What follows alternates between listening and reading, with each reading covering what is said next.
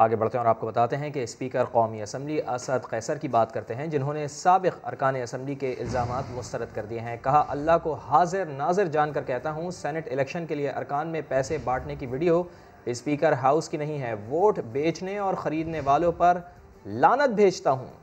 मैं हल्फन कहता हूँ, न मेरा इसके साथ कोई ताल्लुक है, न स्पीकर हाउस में हुआ है, और इस्लामाबाद में जिस घर में हुआ है वो तमाम इदारों के पास इसकी रिपोर्ट और उसकी फिल्म मौजूद है। मैं लानत भेजता हूँ जो अपने वोट को बेचते हैं। मैं लानत भेजता हूँ जो अपनी कौम की ज़मीर को बेचते हैं। मैं लानत भेजता हूँ उन लोगों पे जो आवाम के वोट लेके आते हैं और फिर मंडी की जानवरों की तरह अपनी दाम लगाते हैं। और ऐसे में पीटीआई के साबिक एमपीएस का ये कहना है कि उन्हें स्पीकर हाउस में बुलाकर परवेज खटक की सरबराही में पैसे दिए गए। साबिक एमपीएस जाहिद दुरानी का ये भी इल्ज़ाम था कि पीटीआई ने सेनेट के नामजद उम्मीदवारों से 40 करोड़ रुपए बटोरे।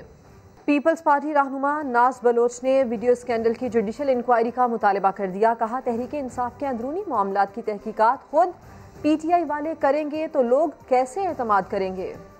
पीटीआई ने एक नई तारीख रकम की है और पैसे देने वाले लोग पीटीआई के, पैसे देने वाले लोग पीटीआई के, और फिर उसके बाद वीडियो लीक भी पीटीआई खुद करते हुए दिखाई दी।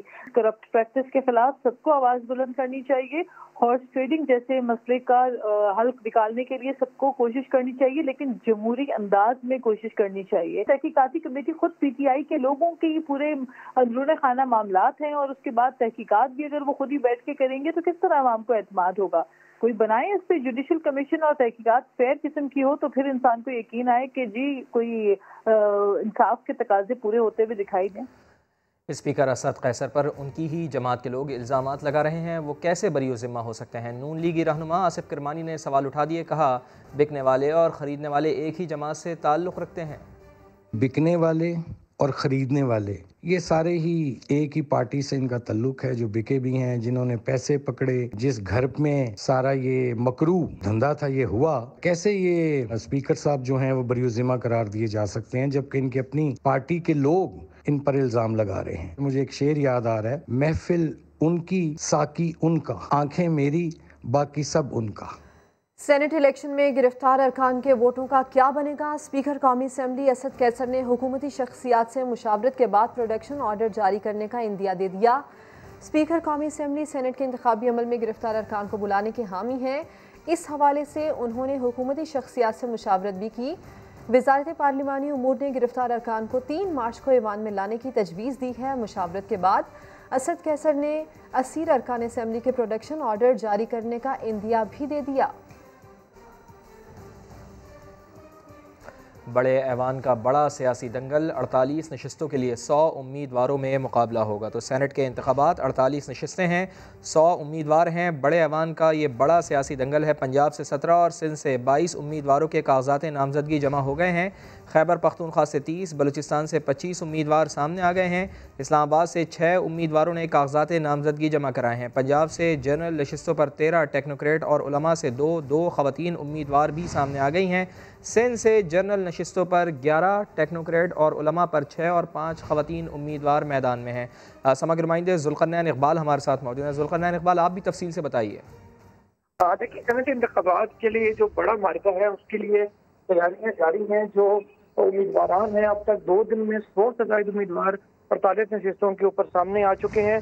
इस्लामाबाद में सबसे इंटरेस्टिंग चीज सामने आई है कि यूसुफ रजा गिलानी वैसे तो पीडीएम के मुतफिका उम्मीदवार थे, तमाम डॉक्टर तारिक फजल चौधरी के कागजात नामजदगी भी जमा हो गए। इसी तरीके से जो खवातीन की इस्लामाबाद से नशिस्त हैं उसमें डॉक्टर फौजिया अरशद जो कि उम्मीदवार थी पीटीआई की, उनके मुकाबले में 2 लीगी खवातीन, एक फरा नाज और एक फरजाना के नाम से जिनके कागजात नामजदगी जमा हुए हैं वो भी सामने आ चुकी हैं। इसी तरीके से पंजाब में अब तक 17, सिंध से 22, खैबर पख्तूनख्वा से 30 उम्मीदवार इलेक्शन कमीशन में अपने कागजात नामजदगी जमा करा चुके हैं। इस्लामाबाद से 6, बलूचिस्तान जी बहुत शुक्रिया आपका, बहुत शुक्रिया। और कानून के दायरे में रहकर लॉन्ग मार्च करें तो खुली छुट्टी मिलेगी। वफाकी वजीर दाखिला शेख रशीद ने अपोजिशन को फिर पेशकश कर दी। अलबत्ता मौसम बदलते ही मौलाना को हलवा खिलाने की ऑफर वापस ले ली। रावलपिंडी में तकरीब से खिताब करते हुए कहा, सेनेट इलेक्शन खुफिया हो या ओपन, बिकने वाला बिक जाता है। वही पार्टियां जो पाकिस्तान बनाने की मुखालिफ थी, वो आज पाकिस्तान में सियासी अदम इस्तेकाम पैदा करना चाहती हैं। वो लोग जिन्होंने इस मुल्क को लूटा दोनों हाथों से, जो भाग गए मुल्क छोड़ के बहाने बना के। फजलुर रहमान साहब से कहा था मैंने, आओ मैं हलवा खिलाऊंगा, अब मैं वापस लेता हूँ अपनी बात, मौसम बदल गया। थोड़ी बहुत टीयर गैस भी चलाई है, वो भी जरूरी होती है। टेस्ट करना चाहिए टीयर गैस को, कि बड़े अरसे की बेकार पड़ी हुई थी। थोड़ी सी टेस्टिंग की है, ज्यादा नहीं की है, ज्यादा महफूज है हमारे पास अभी। पीडीएम के लोगों से कहता हूँ, मेरी बात आसिफ जरदारी को समझ आ गई हुई है, बिलावल भी समझता, दिल से मेरी बात को समझता है, वो मेरे दिल के करीब है और मेरी दिल की बात समझता है। बिलाखिर इन्होंने पीपल्स पार्टी की बात माननी है, लॉ एंड ऑर्डर का एहतराम करते हुए आएंगे तो आपके लिए कहीं रुकावट नहीं है। अगर आप इसके खिलाफ आएंगे तो कदम कदम पर आपको रुकावट मिलेगी, और रुकावट डालने में सबसे आगे शेख रशीद होगा। इलेक्शन ओपन करें, इलेक्शन सीक्रेट करें, जिसने बिकना है वो बिक जाता है। बिकने वाला माल जो है ना, कभी इस मंडी में बिकता है, कभी उस मंडी में बिकता है, क्योंकि वो बिकाऊ होता है। सो बिकने और बकने वालों की मुल्क में कमी नहीं है। जबकि मुआविन खुसूसी वज़ीर आला पंजाब फिरदौस आशिक अवान कहती हैं कि वज़ीर आज़म इमरान खान बार बार कह रहे हैं कि सेनेट में ओपन बैलेटिंग होनी चाहिए, ऐवान बाला में शफाफियत आनी चाहिए, मगर अपोजिशन इसमें रुकावट बनी हुई है। अवाम को समझ जाना चाहिए कि पीडीएम क्या चाहती है। वो इस वक्त कप्तान सेनेट के अंदर अपोजिशन को बार बार बावर कराने में मसरूफ़ अमल है कि ओपन बैलेटिंग के जरिए आप इस अदारे की साख को मजरूह होने से बचाए।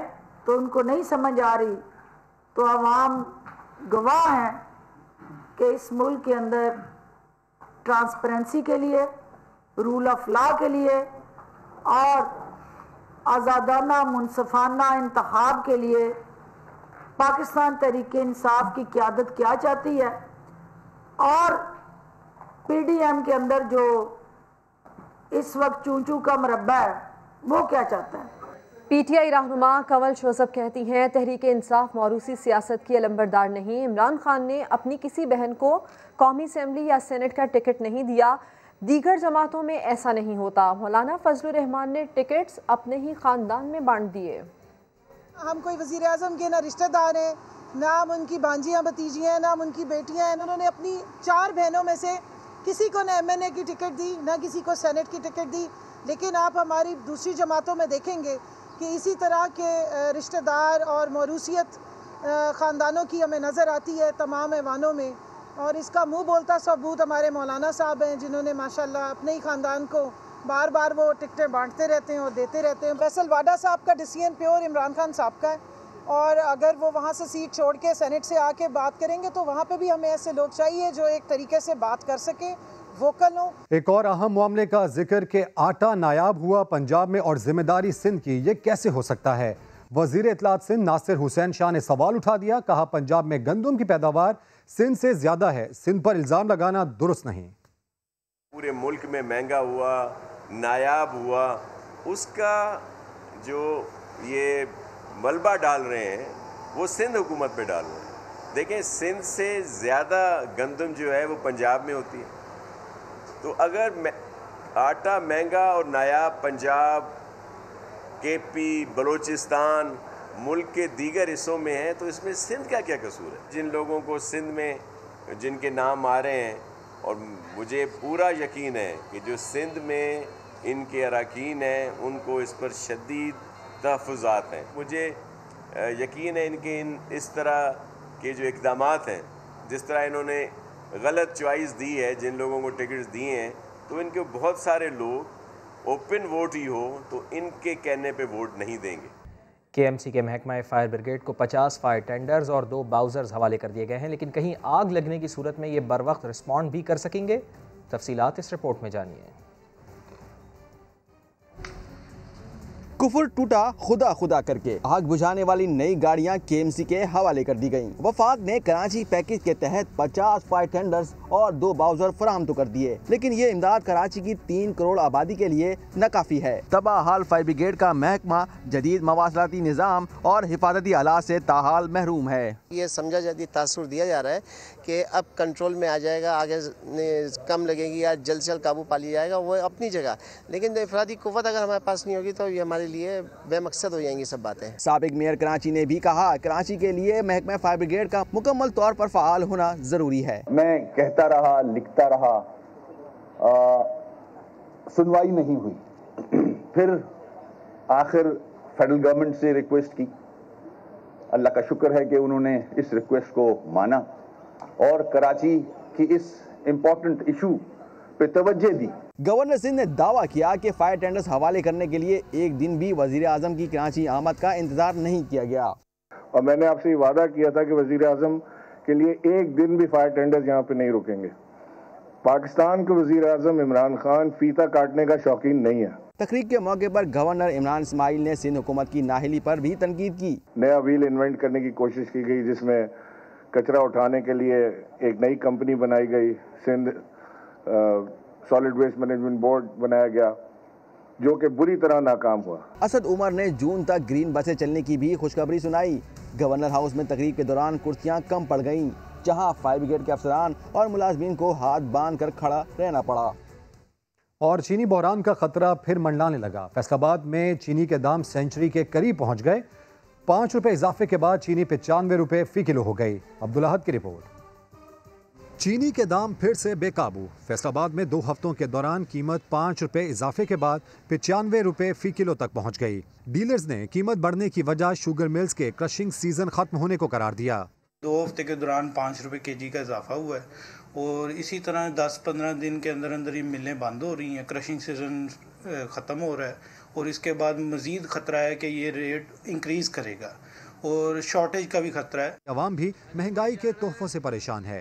अवाम को कोई रिलीफ नहीं मिल रहा, अवाम बहुत परेशान है। तब्दीली के नाम पे हमको महंगाई मिल रही है। चीनी डीलर्स आने वाले दिनों में चीनी की कीमत में 30 रुपए तक इजाफे का इम्कान जाहिर कर रहे हैं। कैमरामैन हाफिज अवैस के साथ अब्दुल अहद, समा, फैसलाबाद। लाहौर का जिना अस्पताल मसाइल की आमाजगाह बन गया। संगीन गफलत पर महकमा सेहत पंजाब ने MS को शोकॉज नोटिस जारी कर दिया। रिपोर्ट करेंगे दानियाल उमर। महकमा सेहत पंजाब के अस्पतालों में अचानक छापे। लाहौर के जिना अस्पताल की बदतरीन सूरत हाल होने का इंकशाफ। 1 साल से अल्ट्रासाउंड और MRI मशीन खराब। अस्पताल में सफाई के नाकिस इंतजामात, सफाई का अमला भी गायब। MS जिना अस्पताल को शो कॉज नोटिस जारी कर दिया गया। नोटिस में कहा गया है कि तिब्बी अमला गैर हाजिर पाया गया है। अस्पताल की फार्मेसी में अद्वियात के फुकदान पर मरीज बाहर से खरीदने पर मजबूर हैं। अस्पताल के वॉशरूम्स को भी ताले लगे हुए हैं। महकमा सेहत पंजाब ने जिम्मेदारान के खिलाफ सख्त कार्रवाई का इंदिया देते हुए अस्पताल के MS से जवाब तलब कर लिया है। दानियाल उमर, समा, लाहौर। लाहौर में सहूलत बाजार ख़त्म हो जाने से सस्ती चीज़ों का हुसूल ख्वाब बनकर रह गया है। अशियाए खुरनोश सरकारी नरखों के बजाय मनमानी कीमतों पर फ़रोख्त की जा रही हैं। मोहम्मद लुकमान की रिपोर्ट। सस्ते बाजार बंद, अब कुछ नहीं सस्ता। सरकारी रेट और मार्केट में कीमत और सस्ती अशियाए खुरनोश ख्वाब बनकर रह गयी। कोई पूछने वाला ही नहीं है, अपनी मनमानी हो रही है, अपनी मनमानी पे कर रहे हैं। आलू और प्याज का सरकारी रेट 30 रुपए किलो है, लेकिन बाजार में आलू 40 रुपए और प्याज 50 रुपए फी किलो बेचा जा रहा है। केला भी VIP हो गया। 1 दर्जन के लिए 2 लाल नोट खर्च करना होंगे। सारी सब्जी टोटल महंगी है, कोई चीज भी सस्ती नहीं है, कुछ भी सस्ता नहीं है। दुकानदार कहते हैं मंडी से महंगा सामान लाकर सस्ता नहीं बेच सकते। हमें एक चीज मिली है 220 रुपए में, लिस्ट में रेट है 200 रुपए में, हम कैसे फरोख्त करेंगे? हमने शापर भी लगाना है, किराया भी देना है गाड़ी का और अपने बच्चों का भी रोजगार निकालना है। सस्ते बाजार बंद करने के असरात आम आदमी पर पड़ रहे हैं और गरीब आदमी महंगाई की चक्की में मजीद पिसता चला जा रहा है। कैमरामैन नदीम कासिम के साथ मोहम्मद लुकमान, समान, लाहौर। मुल्तान के माजूर अफराद गुजर बसर के लिए किसी दूसरे के मोहताज नहीं रहे। अब वो अपना रोजगार खुद चला रहे हैं। वो कैसे, देखते हैं मोहसिन अली की रिपोर्ट में। ये मादूर हैं, मोहताज नहीं। मेहनत मजदूरी कर सकते हैं, खुद कमा सकते हैं। जरा हौसला बढ़ाइए, जैसा कि मुल्तान के दर्दमंदों ने किया। इन हजरात ने कस्टमाइज व्हील चेयर तैयार कर दी। खुद मुख्तार व्हील चेयर हम लोगों ने इसलिए बनाई है कि माजूर अफराद किसी के ऊपर बोझ ना बने और वो अपना रोज़गार कमा सके और अपनी फैमिली के लिए और अपने लिए एक रोल मॉडल बन सके। आसिफ इस व्हील चेयर पर सामान बेचता है, 4 पैसे कमाता है। खुद मुख्तार ज़िंदगी मिल गई है और मुल्तान में ये व्हील चेयर डिज़ाइन की है और कस्टमाइज़ व्हील चेयर है मेरी नीड्स के मुताबिक और मैं रोज़गार कमा रहा हूँ। और इससे बड़ी खूबसूरत बात यह है कि मैं अब रोज़ इज़्ज़त के साथ ज़िंदगी गुजार सकूँगा। 15,000 रुपए लागत से तैयार करदा व्हील चेयर पूरे मुल्क में पहुँचाई जाएगी। कैमरामैन अदनान सियाल के साथ मोहसिन अली, समा, मुल्तान। और लाहौर के नौजवान ने अपनी माजूरी को कमज़ोरी न बनने दिया। अजीम जिम्नास्टिक के मैदान में कैसे कैसे फन दिखाता है, देखते हैं आयशा अता की इस रिपोर्ट में।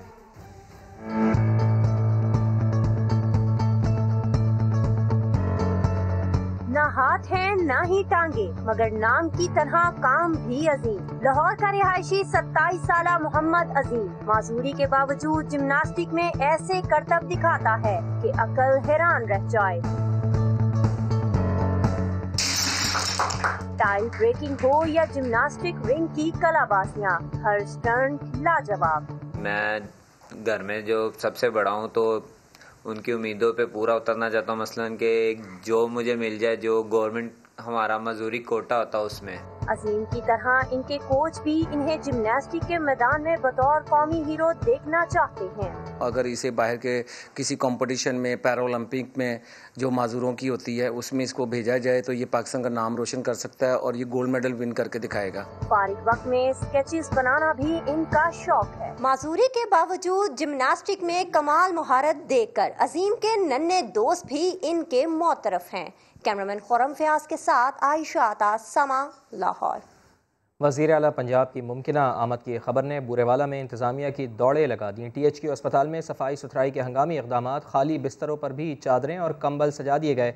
इस पर मज़ीद बात करेंगे, समग्र नुमाइंदे असगर अली हमारे साथ मौजूद हैं। असगर, बताइएगा क्या हो रहा है वहाँ पर? जी, आज बूरेवाला में वज़ीर आला पंजाब सरदार उस्मान बुज़दार की आमद मुतवक्को थी, उनका दौरा मुतवक्को था, जिसके पेश नज़र जो ज़िले इंतज़ामिया और THQ अस्पताल की इंतज़ामिया ने और बहुत हंगामी बुनियादों पे जो अस्पताल के बेड्स हैं वो खाली बेड्स भी थे, उन पे भी जो है जो नई चादरें और नए कंबल जो है ना वो बिछा दिए गए थे, जबकि वहाँ पे मरीज तो नहीं था कोई। लेकिन इसके अलावा उन्होंने सफाई सुथराई भी जो मामूल से हट के जो आज सफाई सुथराई का निज़ाम जो सामने आया, एक मरीजा जो थी वो बड़ी मुअम्मर खातून जो बेचारी एमरजेंसी पे आई थी, उसको एम्बुलेंस नहीं मिली, वो आधा घंटा तक वहाँ पे तड़पती रही, लेकिन एम्बुलेंस वहाँ पे फराहम नहीं की गई। तो अवाम का ये कहना था कि अगर वज़ीर आला पंजाब की आमद पे ये इंतजाम हो सकते हैं तो मामूल के मुताबिक ये भी ऐसे ही इंतजाम होने चाहिए। जी, बहुत शुक्रिया। शहीद पुलिस एहलकार की बेटी की शादी है, बारात का इस्तकबाल तो धूमधाम से होगा। राजनपुर पुलिस ने न सिर्फ शहीद एहलकार लतीफ़ की बेटी की बारात को फ्लैग मार्च में खुशामदीद कहा, बल्कि DPO की जानिब से तोहफे भी पेश किए गए। अहले खाना ने पुलिस के इस वालेहाना और मुनफरिद इस्तकबाल और मोहब्बत को सराहा। एहलकार लतीफ़ 2003 में कच्चे के इलाके में ऑपरेशन के दौरान शहीद हो गए थे। PSL 6 का आगाज 20 फरवरी से कराची में हो रहा है। शायकीन क्रिकेट को टिकट्स कब मिलेंगी और क्या कीमत होगी, ये जानते हैं समा के नुमाइंदे मोहम्मद लुकमान से। बताइए लुकमान। PSL 6 के आगाज़ में सिर्फ 5 रोज़ रह गए हैं। कराची में पहला मैच 20 फरवरी को खेला जाएगा। क्या लोगों को उस वक्त तक टिकट दस्तयाब होंगे, इस बारे में बात करते हैं bookme.pk के चीफ एग्जीक्यूटिव फैज़ान असलम साहब से। फैज़ान साहब, क्या सूरत हाल है, क्या मिल जाएंगे लोगों को टिकट उस वक्त? सर बिल्कुल, इंशाल्लाह ताला उम्मीद है कि कल शाम तक लोगों को जो है वो टिकट्स अवेलेबल होंगे। तो इसका क्या तरीकाकार होगा? इसको सिंपली bookme.pk की वेबसाइट पे आपने जाना है और जाके अपना जो है वो अपनी मर्जी का इंक्लोजर सेलेक्ट करेंगे, प्राइस सेलेक्ट करेंगे, अपनी मर्जी की सीट्स नशिस्त जो है वो मुंतखब करेंगे और उसके बाद आप जो है वो अपनी मर्जी की पेमेंट मेथड से पेमेंट करते साथ ही टिकट आपको SMS की फॉर्म में आ जाएगा। अच्छा, ये बताइएगा कि जितना आप पे बोझ आएगा कराची से, लाहौर से, पूरे पाकिस्तान से करोड़ों लोग लॉग इन करने की कोशिश करेंगे, आप तक पहुँचने की कोशिश करेंगे, क्या आपका जो सर्वर है वो बर्दाश्त कर लेगा इतना बोझ? जी बिल्कुल, हम डेली बेसिस पे लाखों लोगों की ऑलरेडी जो है वो टिकट्स की इशुएंस करते आ रहे हैं और ये इंशाल्लाह ताला हमारे लिए कोई पहली दफ़ा नहीं होगा। जैसे कि फैज़ान असलम कह रहे हैं कि किसी किस्म का कोई मसला नहीं होगा, इनके पास बड़ा ताकतवर सिस्टम है इसका IT का जो कि सपोर्ट करेगा और किसी किस्म का कंप्यूटर ग्लिच नहीं होगा, ना इनका सर्वर बैठेगा और लोगों को यकीनन 20 फरवरी से पहले टिकट्स मिल जाएंगे। जी, हुनरमंद ख़वातीन के काम को मुतारिफ कराने के लिए इस्लामाबाद में नुमाइश सजाई गई। अरहम खान की रिपोर्ट। पाकिस्तान की सकाफती हुनरमंदी और दस्तकारी की झलक एक छत तले, सुई धागे से बेमिसाल कशीदाकारी, दही इलाकों की ख़वातीन का कमाल। इस्लामाबाद में सजी नुमाइश में मलबूसात ऐसे कि देखने वाले देखते ही रह गए। रली, फुलकारी, कटवर्क और क्रॉस स्टिच, मलबूसात, शॉल्स और बैग्स पर खूबसूरत नक्शो निगार। नुमाइश देखने आई ख़वातीन तारीफ किए बगैर न रह सकी। KPK की कढ़ाई मिलेगी आपको, मुल्तान साट की कढ़ाइयाँ मिलेंगी और बहुत प्यारी और बहुत अच्छे कलर्स के साथ यहाँ पे वो चीज़ें मौजूद हैं। क्रोशिया की भी बहुत अच्छी चीज़ें हैं, ये वो उन चीज़ों में से है जो कि अब ख़त्म होता जा रहा है। अपने मुल्क की सकाफत देखने का आपको बड़ा कम मौका मिलता है। इस तरह की एग्जीबिशन से, इस तरह की एंटरप्रेन्योरशिप से हमारी जो औरतें वो खुद मुख्तार होंगी। बासलाहियत ख़वातीन का हुनर इनके घर वालों के लिए आमदन का जरिया भी है। कोरोना की वजह से ये था कि जैसे काम तो जाता था वर्कर्स को हमारा, मगर ये है कि जब हमारी आगे सेल नहीं होगी, बिकेगा नहीं, इस वजह से उनके भी अखराजात पूरे हो रहे हैं, वो यहाँ से कमा रही हैं। मीना बाजार में गैर मुल्की ख़वातीन ने भी खूब दिलचस्पी ली। नफीस कशीदाकारी और सजावटी अशिया ख़वातीन की हुनरमंदी का मुँह बोलता सबूत हैं। नुमाइश का मौका मैसर आने से इन्हें मार्केट तक रसाई भी मिलेगी। कैमरामैन जहीर अब्बास के साथ अरहम खान, समा, इस्लामाबाद। अभी लेंगे ब्रेक, जिसके बाद होंगी हेडलाइंस। देखते रहिए समा।